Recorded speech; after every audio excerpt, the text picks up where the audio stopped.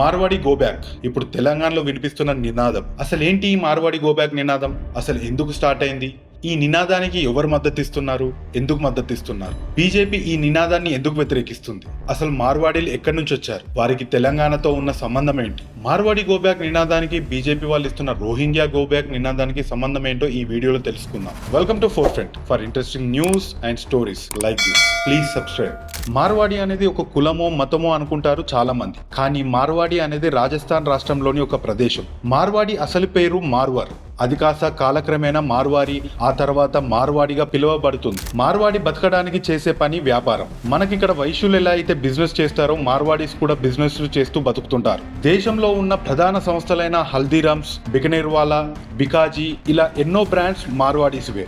Banking, trading, కిరాణా, sweet shop, steel, hardware, gold, garments వంటి రకరకాల బిజినెస్లు చేస్తూ ఇండియాలోని చాలా ప్రదేశాలకు మైగ్రేట్ అయ్యారు. అలా తెలంగాణలోకి మార్వాడీస్ దాదాపు 200 ఏళ్ల కిందనే వచ్చినట్టు మనకి ఎన్నో నివేదికలు తెలుపుతున్నాయి. అంటే నిజాం పరిపాలనలోనే మార్వాడీస్ తెలంగాణలోకి వచ్చి బేగం బజార్, గాంధీ బజార్ అండ్ చార్ఖమాన్ వంటి ప్రదేశాల్లో స్థిరపడ్డారు. మార్వాడీస్ కి తెలంగాణతో ఉన్న సంబంధం ఏంటి? మార్వాడీస్ కి తెలంగాణతో ఉన్న సంబంధం వ్యాపారం మాత్రమే. ఎందుకంటే 200 ఏళ్ల క్రితమే మార్వాడీస్ తెలంగాణకు వచ్చినా వాళ్ళు ఎప్పుడు ఇక్కడ కల్చర్ గానీ ఇక్కడ ప్రజల్లో కలిసిపోవడం గానీ జరగలేదు. కానీ తెలంగాణలోని దాదాపు ప్రతి టౌన్ లో మార్వాడి వాళ్ళు వాళ్ళ వ్యాపార సముదాయాలు ఏర్పరచుకున్నారు. మరి 200 ఏండ్ల నుండి మార్వాడి వాళ్ళతో లేని ప్రాబ్లం ఇప్పుడు ఎందుకు వచ్చింది?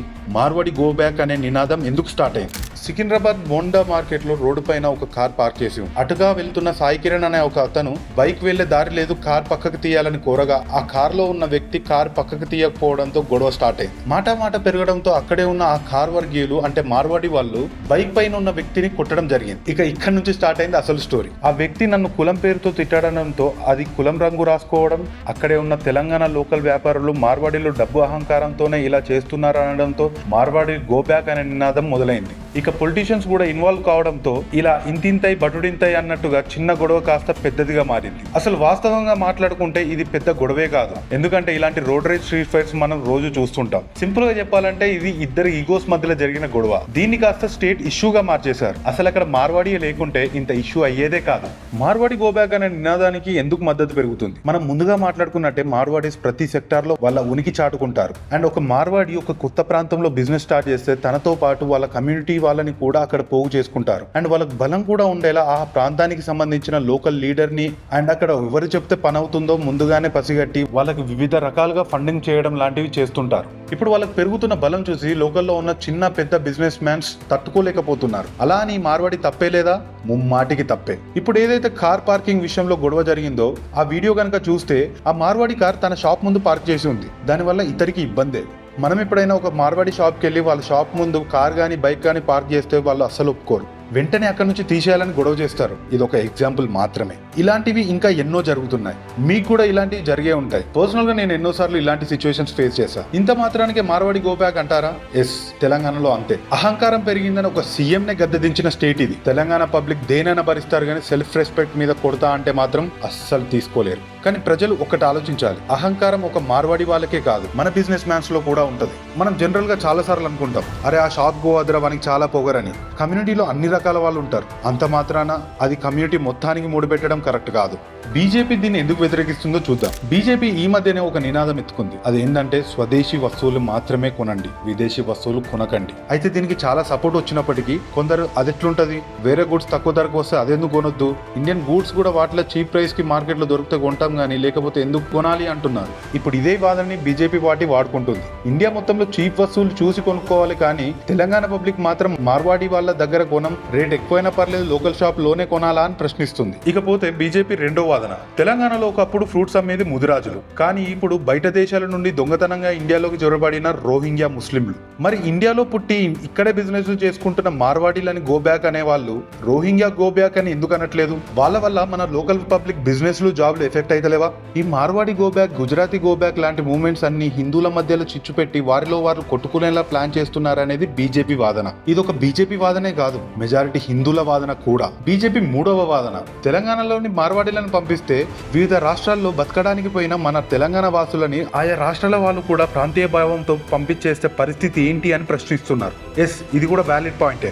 ఎందుకంటే ఈ రోజు ప్రాంతం, రేపు కులం, తర్వాత ఇంకోటి, ఇలా రెచ్చగొట్టుకుంటూ పోతే మన భారతదేశ పరిస్థితి ఏందో ఒక్కసారి ఆలోచించండి. మార్వాడీస్ తెలంగాణ కల్చర్ని దెబ్బతీస్తున్నారా? నో. మార్వాడీలు ఎప్పుడు కూడా తెలంగాణ కల్చర్లో వేలు పెట్టలేదు. వాళ్ళ కల్చర్ని మనం అడాప్ట్ చేసుకున్నాం అంతే. ఇక్కడ ఒక ఇంపార్టెంట్ విషయం చెప్పాలి. హిందువుల కల్చర్ అడాప్ట్ చేసుకోవడంలో తప్పు లేదు. ఎస్, నాకు కూడా చాలాసార్లు అనిపించింది, అరే బతుకమ్మ రోజు దాండి ఆడుతున్నారేంటి అని. కానీ మన కల్చర్ని, మన ఫెస్టివల్ని మన పబ్లిక్లోకి తీసుకెళ్ళలేకపోవడం మన తప్పు. దానికి వేరే వాళ్ళని అనడం ఇంకా తప్పు. అండ్ నేను చాలా మంది నార్త్ ఇండియన్స్ బతుకమ్మ ఆడడం చూశాను. అసలు ఇవన్నీ పక్కన పెడితే కల్చర్ అని బాధపడేటోళ్ళు ముస్లింల పండుగ అయితే పోయి టోపీ పెట్టుకొని వాళ్ళు పెట్టింది తిని, క్రిస్టియన్స్ ఇంటికి పోయి క్రిస్మస్ కి కేకులు కట్ చేస్తే రాని ప్రాబ్లం హిందువుల కల్చర్ అడాప్ట్ చేసుకుంటే మాత్రం కల్చర్ మీద మార్వాడీల దాడి అని రెచ్చగొడుతున్నారు. ఇలాంటి వాళ్ళని అసలు ఎంకరేజ్ చేయాల్సిన అవసరమే లేదు. ఇక మార్వాడీలు జీఎస్టీ కట్టకుండా ప్రభుత్వ ఖజానాకి గండి కొడుతున్నారు. ఫేక్ మాల్ తీసుకొచ్చి తక్కువ ధరకు అమ్ముతూ బయర్స్ ని మోసం చేస్తున్నారు అనేది ఇంకో వాదన. సరే, మార్వాడి జీఎస్టీ కట్టలే అనుకున్నాం. మన లోకల్లో బిజినెస్ చేసే వాళ్ళకి ఎంతమందికి బిజినెస్ లైసెన్స్లు ఉన్నాయో చూద్దాం ఫస్ట్. మన వాళ్ళు ఎంతమంది జీఎస్టీ కడుతున్నారో చూసి ఆ తర్వాత మార్వాడిని అందాం. నాసి రకం ప్రోడక్ట్స్ అమ్ముతున్నారు కాబట్టి మార్వాడి గో బ్యాక్. ఇక ఈ విషయానికి వస్తే మనలో ఎంతమంది నాసి రకం అమ్ముతలేరు? కల్తీ ఆయిల్, కల్తీ అల్లం పేస్ట్, కల్తీ పెట్రోల్, కల్తీ పప్పు, కల్తీ కారం, ఇలా చెప్పుకుంటా పోతే ఎన్నో. అంతెందుకు, హైదరాబాద్ లో రీసెంట్ గా కల్తీ అల్లం పేస్ట్ చేస్తూ ముస్లిమ్స్ దొరికారు. మరి వాళ్ళని గో బ్యాక్ అని ఎందుకు అనలేదు? కల్తీ పాలమ్ముతో ఎంతమంది దొరకరు? మరి వాళ్ళని గో బ్యాక్ అని ఎందుకు అనలేదు? ఎవరో ఒక్కరు కల్తీ లేదా నాసి రకం అమ్ముతున్నారని మొత్తం మార్వాడి కమ్యూనిటీనే గో బ్యాక్ అనడం కాదు. అలాంటి వాళ్ళని చట్టం ముందు నిల్చోబెట్టి దోషులుగా ప్రూవ్ చేయాలి. కానీ దాన్ని ఒక వర్గానికో కులానికో ముడిపెట్టడం సెన్స్లెస్. అన్ని కులాల్లో, అన్ని ప్రాంతాల్లో మంచి వాళ్ళు ఉంటారు, చెడ్డ వాళ్ళు ఉంటారు. ఏదో ఒక కేసులో ఒక చిన్న ఇన్సిడెంట్ తీసుకొని ఎవరో వ్యక్తిగత ప్రయోజనాల కోసం స్వార్థంతో దాన్ని పెద్ద ఇష్యూగా చిత్రీకరిస్తే మనం కూడా ఎమోషనల్ అయిపోయి నిజ నిజాలు తెలుసుకోకుండా గొర్రెల్లా మా మనోభావాలు దెబ్బతిన్నాయంటూ వాళ్ళు గో బ్యాక్, వీళ్ళు గో బ్యాక్ అంటూ రెచ్చిపోయి ఆల్రెడీ అంతంత మాత్రంగానే ఉన్న మన హిందువుల ఐక్యత దెబ్బతీయడం సరికాదు. కొన్ని వందలేళ్ల క్రితమే ఇస్లాం పాలకులు, ఆ తర్వాత బ్రిటిష్ వాళ్ళు ఇలాంటివి చేసి మన కులాల మధ్య, మాట్లాడే భాషల మధ్య, నివసిస్తున్న ప్రాంతాల మధ్య చిచ్చులు పెట్టి మన హిందువుల ఐక్యతను దెబ్బతీశారు. ఇప్పుడు మన దేశంలోని మన పక్కనే ఉన్న కొందరు దేశద్రోహులు వాళ్ళ స్వలాభం కోసం ఇప్పుడు మళ్ళీ హిందువులను డివైడ్ చేయడానికి ప్రయత్నిస్తున్నారు. ఇలాంటి వాళ్ళ ప్రయత్నాలకి మీరు పావులవ్వకండి. జై హింద్, జై భారత్.